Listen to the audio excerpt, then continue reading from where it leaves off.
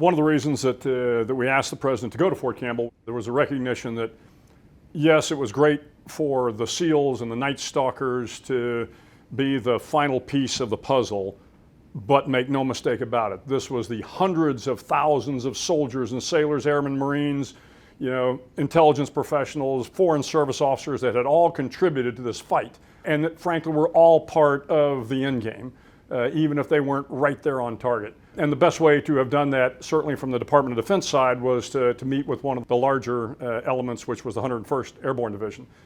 But I remember when you came down, sir, of course, the team was assembled there, and before you arrived, they understood. And these were seasoned operators. These were not young kids, as you know. When you finally met them, I think you were a little surprised by how seemingly long in the tooth some of these guys were.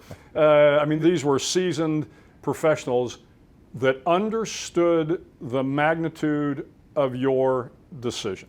They had been involved in hundreds of missions before, and all of them understood that at the end of the day, somebody has to make the decision to go.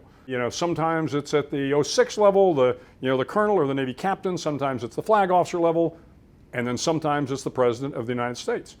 And they know how hard those decisions are. And they are incredibly bright young men who also understood the kind of the larger political and geopolitical ramifications of this. So for you to show up to thank them, I think they wanted to thank you for making the decision that they knew the risk. They knew that we didn't know whether bin Laden was there. And that was an incredibly bold decision on your part. But the part that I remember most about that visit was after we got through talking to the SEALs and the Night Stalkers, we went over to the 101st.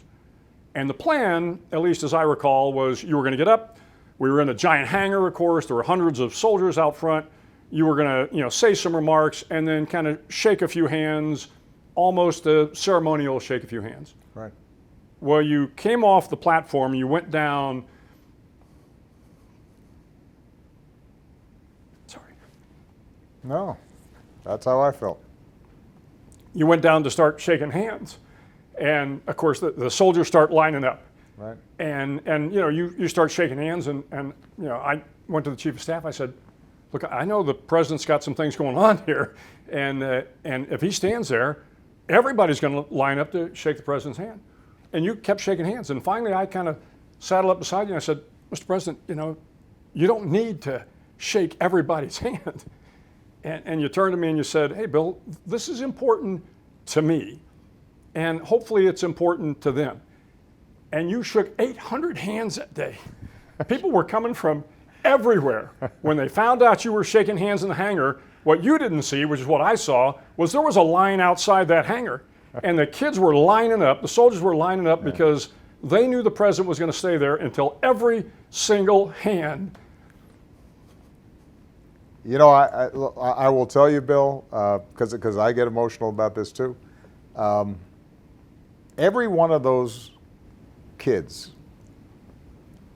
had signed up and said to the country and to me, the people who are making decisions about how they're going to be deployed, they had said, we are here, we are ready, and we are willing to sacrifice everything to defend this country. And some of them saw action, and some of them didn't.